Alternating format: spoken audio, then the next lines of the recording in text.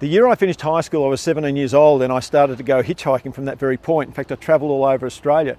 Took 30 bucks with me, backpack, and nothing in my brains actually too, because you had to be a bit of a nutcase to go hitchhiking. There were so many things that had happened to people. You either had to be stupid or you had to be just not scared. And I wasn't scared, so I guess that puts me in the stupid mode.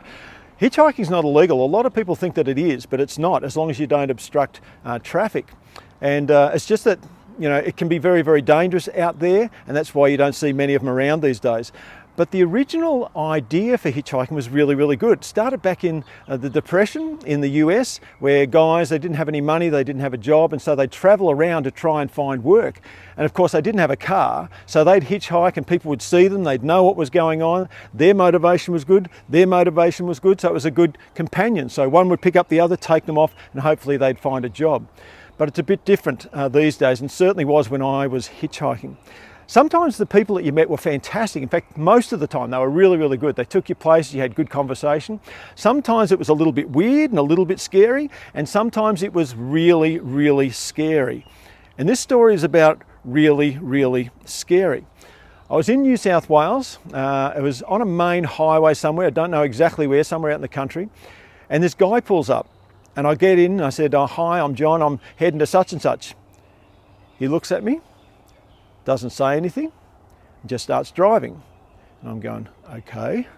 So I'm checking the doors and I'm checking the locks to make sure that they're still open, and they are.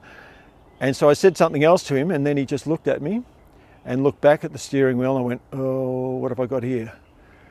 And we drove for about half an hour, and there was not a word said, and I had no idea what was going to happen here. And then he turns to me and says, "Do you like classical music?" And I said, "Oh, yeah, I've actually just done music history and literature in year 12, so I've been studying it." And he goes, "Something I want to show you." And I went, okay. Well, I thought he was going to play me something on the cassette. Wasn't that. He pulls down a side street, then he goes down another side street, and we finish up on a dirt track. And we finish up at this house, and he says to me, "Come with me." Now, this guy was fairly young, very fit looking, and I don't reckon I could outrun him. So I had to take a bit of a gamble. Rather than run, I followed him in the house. But I was last in the house, and I made sure that I'd left the door just slightly open a bit. He takes me into this room and he says, "Sit down over there." So I sit down on this chair, and then he proceeds to take this record player out and put this record on and starts playing it. And he sits down on the opposite chair, and he's looking at me, and the music's playing. After about 25 minutes, it stops, and he says, "Did you like that?" And I said, "Yeah, no, it was really good." I didn't even really hear it. I was too busy trying to make up an escape plan. I was petrified. Anyway, after that he goes, "So where are you going?" And I told him. He puts me back in the car, and then he drives about 20 minutes out of his own way and drops me off and says goodbye and takes off.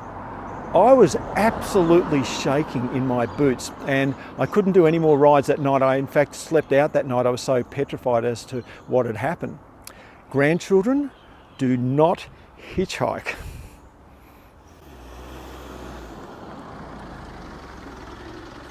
Hey mate, do you want to leave? No thanks mate.